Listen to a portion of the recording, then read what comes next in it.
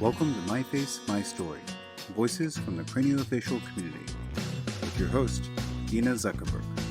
Hello, and welcome to myFace, myStory, voices from the craniofacial community. Whether you're watching on YouTube or listening on Apple Podcasts, click subscribe now so that you'll never miss a future episode. And if you're a fan of myFace, myStory, rate and review the program on Apple Podcasts so that we can get our message of inclusivity and empowerment to more people. I'm your host, Dina Zuckerberg, the Director of Family Programs at myFace. I was born with a cleft lip, a hearing loss, and no vision in my left eye. myFace, myStory is about people like us being seen and heard, about sharing stories within the craniofacial community and with others. Today, I will be joined by David Roche. David, an iconic pioneer in disability culture, has appeared from New Zealand to Moscow to the UK, across Canada and the US, including the White House and the Kennedy Center, as a humorist, solo performer, actor, filmmaker, and storytelling coach. He is featured in the National Film Board of Canada's film Shameless, is an author of The Church of 80% Sincerity, published by Penguin and now Amazon, and most recently has a featured role as Otis in the released movie Happy Face. David loves working with children, and he and his wife, Marlena, produced the educational video Love at Second Sight, available at no cost at loveatsecondsight.org. A recent recipient of the Order of Canada, he and Marlena live in Roberts Creek, British Columbia. Welcome, David. Thank you, Dina. Yes, I look forward to our conversation today. So, can you share with our audience about your facial difference of vascular malformations? I was born 79 years ago, Wow. and there was a slight discoloration on my left eyelid. The doctor said, "Don't worry, it'll be gone in a few days." Mm. Well, we're still waiting. And not only did it not go away, it grew. When I was 1 year old, the bottom part of my face looked like a bunch of grapes, as my father described it. The family physician did not know what to do. I was at the Mayo Clinic where the whole lower part of my mouth was surgically removed, and I had heavy radiation therapy, which in those days was a miracle cure. And Mm. it caused the lower part of my face to stop growing. I lost all my teeth, and you can see changes in my whole skull. Um, so, since that time, over the years, it has grown slowly but inexorably, and it just keeps on coming and coming. I'm in good health. Other than that, I've had quite a few, couple of dozen surgeries and procedures over the years at Mayo Clinic, and elsewhere at the University of California at San Francisco, and here in British Columbia at the University of British Columbia Hospital.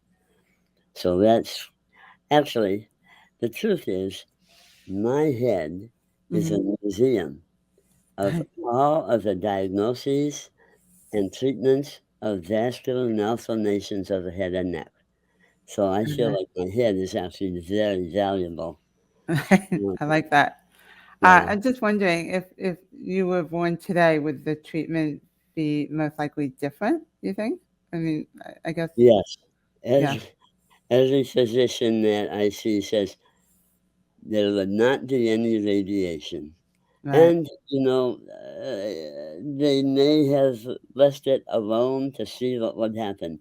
But sometimes when you get in the hands of a plastic surgeon, surgery seems kind of inevitable. Right. So that can happen, as you know. Yes, absolutely. So what was it like for you growing up at home and at school? I was born in 1944. The World War was still going on. Oh, My well. father was in Stalag 17, a Nazi prisoner of war camp, and Wow. uh, the family did not know, was he going to come back? Was he going to die?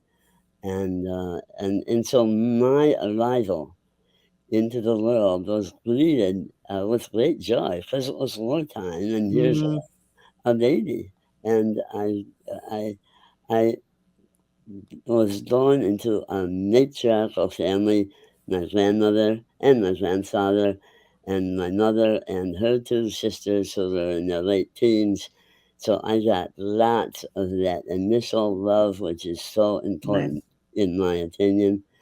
My family, Irish Catholic family, 7 kids: David, Craig, Kathleen, Patrick, Kevin, Michael, Teresa.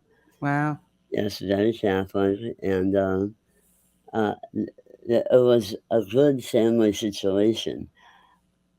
There, I never got teased for my appearance, and we were all encouraged in various ways. We were encouraged to do well in school, and we were encouraged to be funny, and we were encouraged to be good in sports. And I did all those things. Um, so, I was happy in my family, definitely. I went to a Catholic school, and I got the benefits of a Catholic orientation, like the nuns in my life. They're very nurturing. They said things like, David, who you are is a soul. Now, I didn't know exactly what that Right. meant, but it was nice. And they said, David, you are a child of God. And that was very nurturing for me. And I had family, cousins, grandparents, all within about a 20-minute drive. I had the neighborhood kids, and so I was thriving, and that changed. That Mm, changed when I was 13. I I thought I wanted to become a Catholic priest. Back in those days, the 1950s, they took you for training at age 13. I went for an interview at the Holy Cross Seminary at the University of Notre Dame. They interviewed me. I told them, well, I love Jesus. I want to be a priest, etc. And these two priests told me, David, we're sorry, but you are too ugly to be a priest. wow. Their exact words were that the congregation would not be able to have any respect for you. And Wow. that, raised as I was in the Catholic religion, when you heard that a priest speak like that was the word of God. So after 13 years of being nurtured and cared for at Our Lady of Grace School, all of a sudden I was hearing God telling me that I was a monster. And that, in truth, was the worst comment, the worst thing that has ever happened to me in terms of people reacting to my Wow. appearance. I heard you say in an interview that you have a complicated relationship with mirrors or looking at photos of yourself. When you were younger, what did you see when you looked in the mirror, and what do you see now? And has that Well, when changed? I was younger, the malformation was not as pronounced. I still had it, and I was still weird, but when I looked in the mirror, I was combing my hair. Okay, now I had black hair like Elvis Presley. Back That's in it. those days, you had the kind of slit coming down in front and the ducktail. Oh, I looked really good. Um, but as time went by, here's the truth of the matter. I did not look at my face in the mirror. I'd get up Mm, in the morning, I'd look myself in the eyes, I'd smile. Good morning, David. Let's go. And that was it. I never right. like, wow, what's happening here? Oh my God. I just never did that. Now, however, especially since the pandemic started, I find myself looking at myself on screen all the time. And when you're Yeah. constantly looking at your own face, then you do start to notice, oh my God. Um, so I have there's the complicated part because Uh, I look at myself. I do think I'm cute, and people tell me that. Definitely. But it also requires an effort to be cute. And we are in some ways so much more than our face, right? It's who we it's a part of who we are as beings, I think. Well, there's a famous quotation uh, originally came from Frances Cook McGregor when she was teaching at Mhm. NYU Uh-huh. uh, in your town back after the Second World War, and she was like really the first person who really looked at and focused on the emotional aspects of facial difference. And she said, a famous quote is, "The face is the locus of the human persona." And I that like puts that. the focus right where you think it would be. Yeah, I like that. So how has humor and comedy played a key role in your life? I grew up funny. Everybody in the family, except for one of my brothers, Okay. is quite funny. We like played games around the dinner table. We all sat, all nine of us at the dinner table, and like my father would say, "Okay, Kevin, give a 2-minute speech about what it's like to live inside a ping pong ball." Oh wow. And so everybody laughed at that, and he would, you know, pretend he was inside a ping pong ball, and that kind of joking stuff was always there. There was teasing, and sometimes that was not good. We got teased for, like, dropping a baseball or singing funny and things like that, Right. not about appearance, and we all had some difference. So I know around 30 years ago you got up on stage and performed a comedy routine in front of an audience for the first time. How did that performance change your life if it did? I had been in Alcoholics Anonymous, which is very helpful, um, and there was a guy there who started teaching the comedy of recovery in the 12-step sense. Okay. And he said, "Don't tell jokes, just tell the truth about your life." And that's me. That's what I do. I did, at first when I got on stage, I tried to tell stupid jokes to make fun of my appearance. Hmm. Like, what Ben and Jerry's flavor would this be? That's really stupid stuff. People did not like that at all. Hmm. People liked it when I was myself. Yeah. And I always do funny. I learned two really important things. One is that everybody feels disfigured in some way.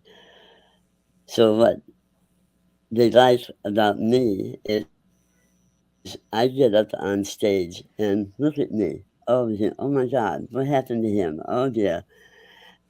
But my kind of traditional opening is saying, when I count to three, I want everybody in this room to say, "What happened to your face?" Hmm. And I go, 1, 2, 3, and they all do it.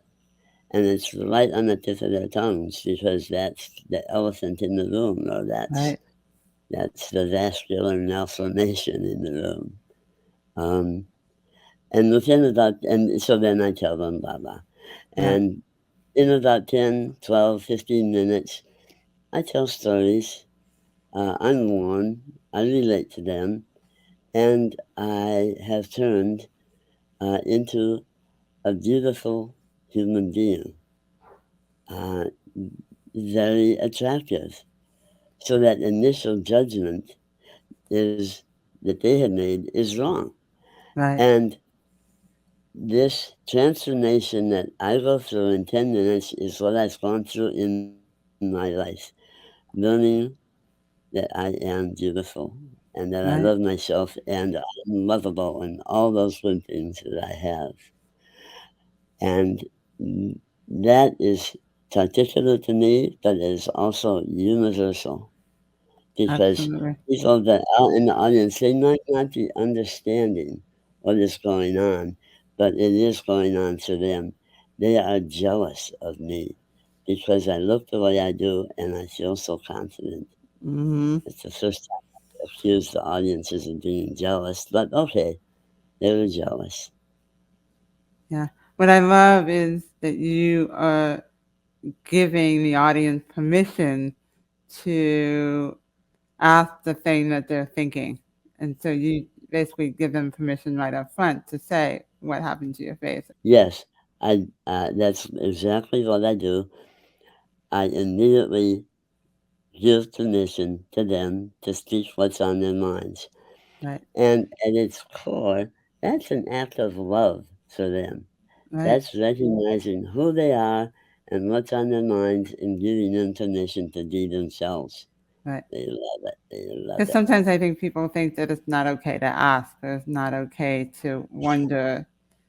And here you are saying, okay, ask me. It's okay.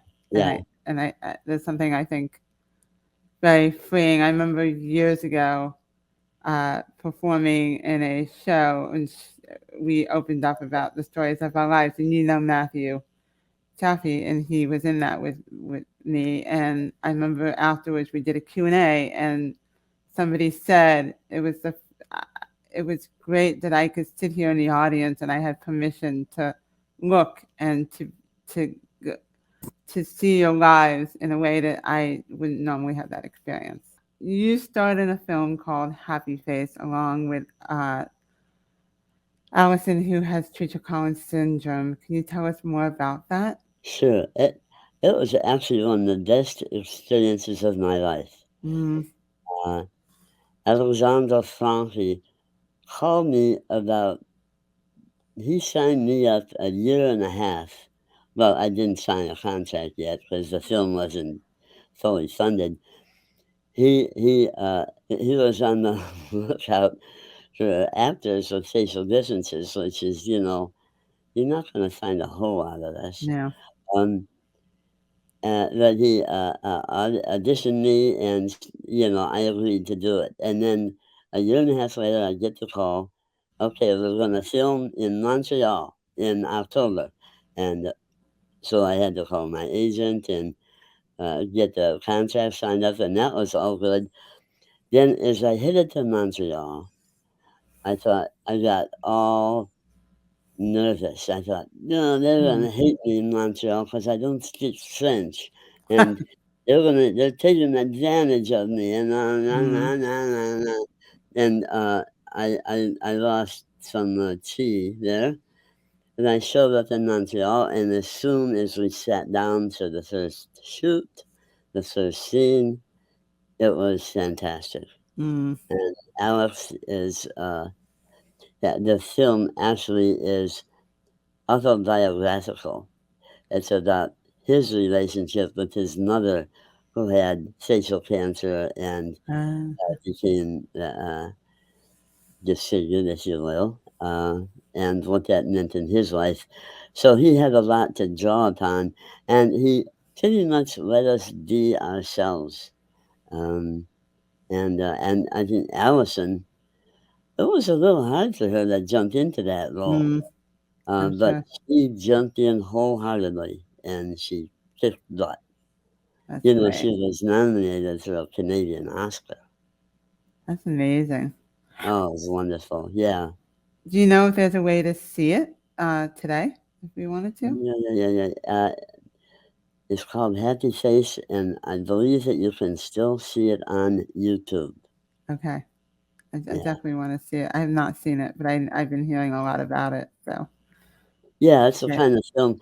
And interestingly enough, a few years previously at the Toronto International Film Festival, TIFF, that Okay. won prizes, and then he got Happy Face, and they said, "Oh, people will not like a film with facially different people in it." Ah! Yes. I was just going to say, It's how do we fix that? How do we, that's a whole nother conversation. Yeah. yeah. I don't think it's gonna. I don't. At my age, I think that it's in your hands, Dina. You figure that out. I'll take it on. I'll take it on. There's a lot of people that are trying to take that on. And so I have a lot of respect for people who are trying to change the narrative on that, because I think it needs to be changed. Indeed. So you've been married for, I believe, about 25 years to your wife, Mhm. Marlena. And I know dating and the idea of meeting someone is so hard for me. And I do not put myself out there, I confess. And so, how did you two meet, and what advice do you have for someone like me who struggles with this? I still retained a lot of that core of feeling that I was not attractive. But in truth, I was attractive. There's lots of attractive things about me that women, and in some cases men, saw, but I didn't quite see them. But Marlena and I met. We were both volunteering to do massage for patients at Pacific Presbyterian Hospital, and it turned out that we were two of the co-founders of the first massage therapy program in a hospital in the United States, and it became Wow. a national model. Now, that whole environment was uh, a community of people. There were like 7 or 8 of us who did this, who volunteered, who made it happen. Um, and we had to practice, to learn the protocols, and we had to negotiate with the hospital and stuff like that because they didn't really trust us at first. Um, but in the practice, Marlena was one of the other volunteers, and she touched my face, Mm, and uh, that actually was my whole life. Was not nobody's going to touch my face. Nobody right. wants to touch my face, and they don't want to anyway because my face is a secret. So we're not going to talk about it either. Mm, But then, as she had that loving touch, and well, then there's lots of other reasons to fall in love, but that certainly helped. right. Uh, and it was just the kind of thing. We have shared values. We both are social activists.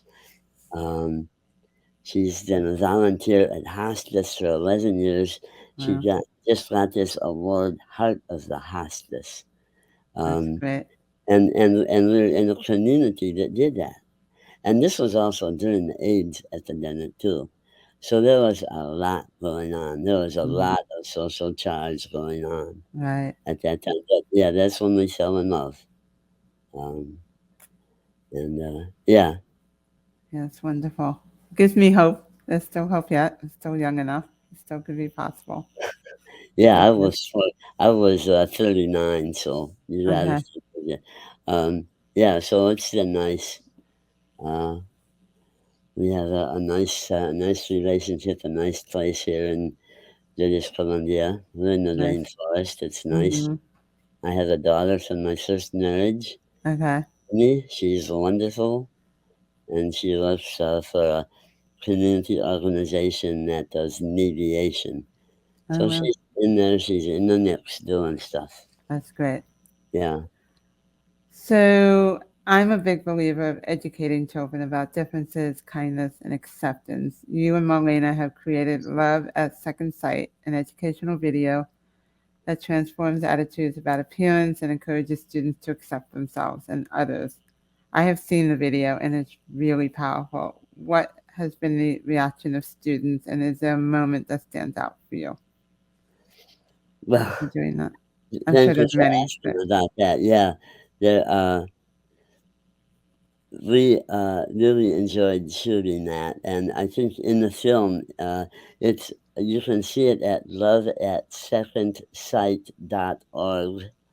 Um, and it's 24 minutes, and it basically shows me and Marlena on stage in a classroom.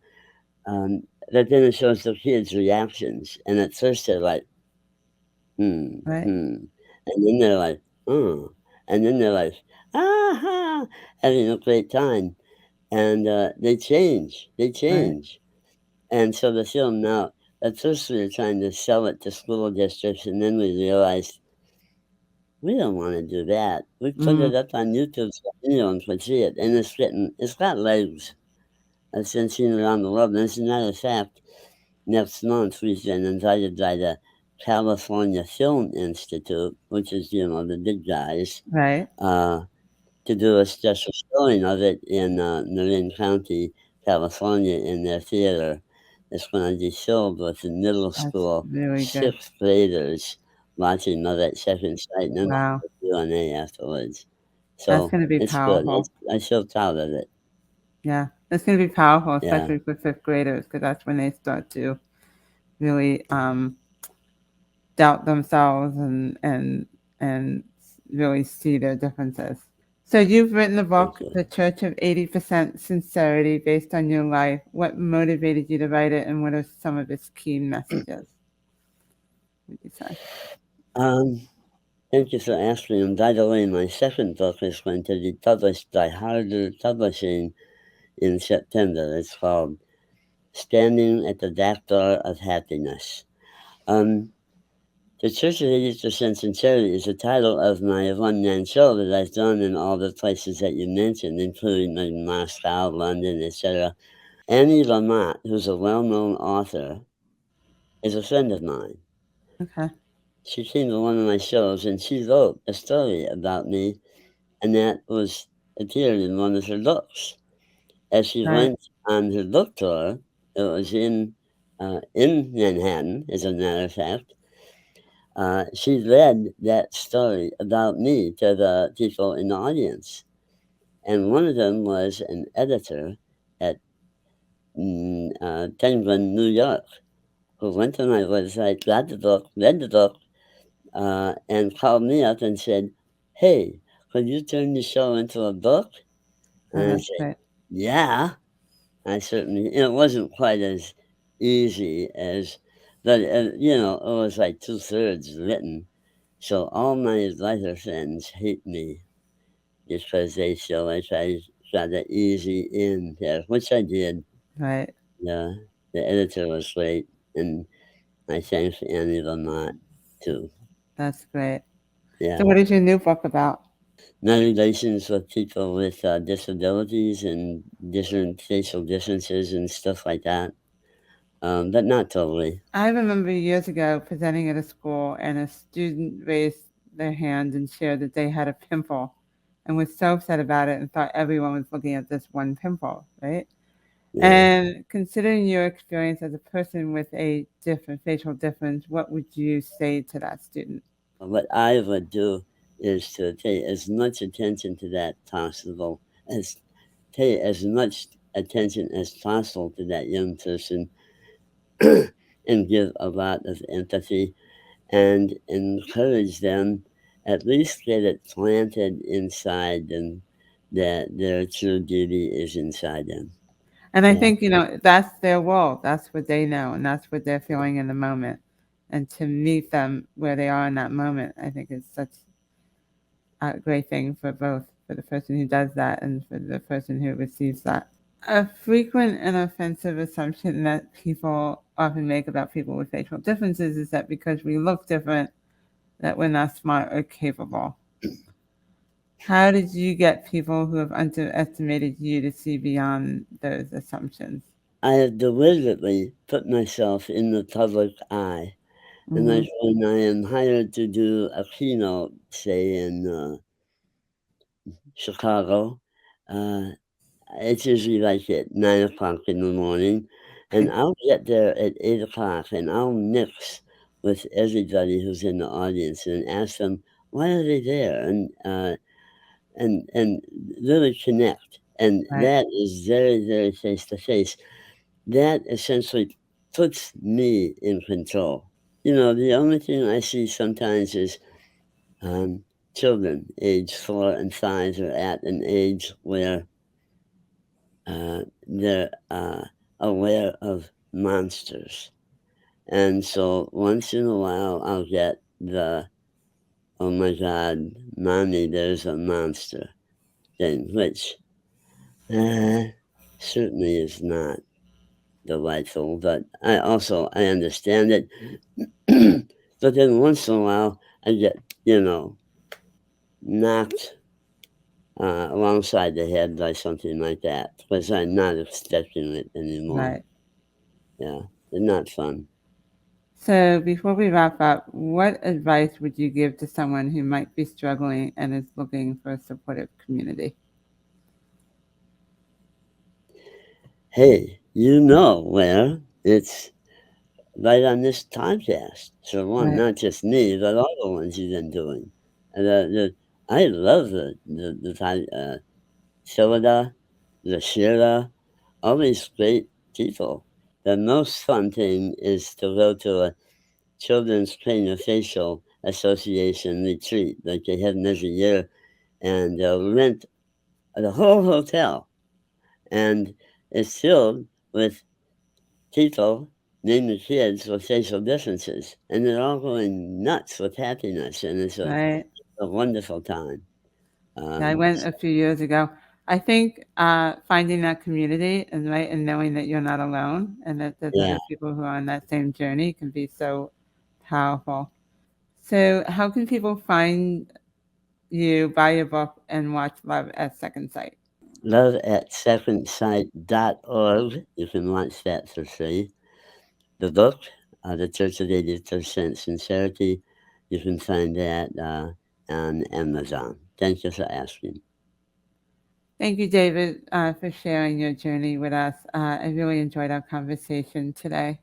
So thank you. Let me say one more thing, if Yes, I may. please. Your comment a moment ago about the importance of community, I think, so one thing, I think that we now have a worldwide community of mutual support and different places that we can go to. But I think that is the key statement in this whole podcast, what you just said about community for a variety of reasons. So, right on. Thank you, David. So David is such an inspiration to me and everyone he meets, and I'm so happy to he shared his story with us. Everyone has a story, and I'm hopeful that by sharing stories like David's, we can create a kinder world. For more than 70 years, myFace has been dedicated to changing the faces and transforming the lives of children and adults with facial differences by providing access to holistic, comprehensive care, education, resources, and support that pave the way for better outcomes. To learn more, please visit myface.org. If you would like to learn more about the myFace support groups so that you can connect with others in the craniofacial community, please visit myface.org/online-groups. Be sure to subscribe to myFace, myStory on your favorite podcast app and on YouTube to get notified of our next episode. If you'd like to receive email reminders of new episodes, sign up at myface.org/mystory. That's myface.org/mystory. Thank you for joining us for this episode of myFace, My Story.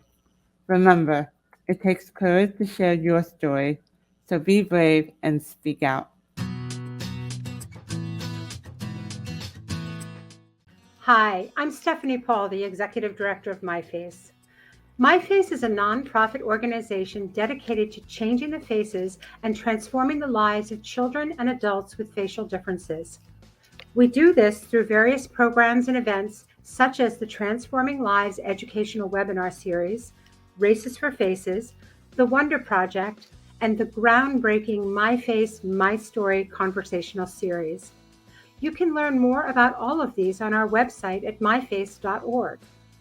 If you enjoyed today's program, we hope you'll consider making a donation to help keep programs like this possible, as well as to further the support of the craniofacial community. Thank you.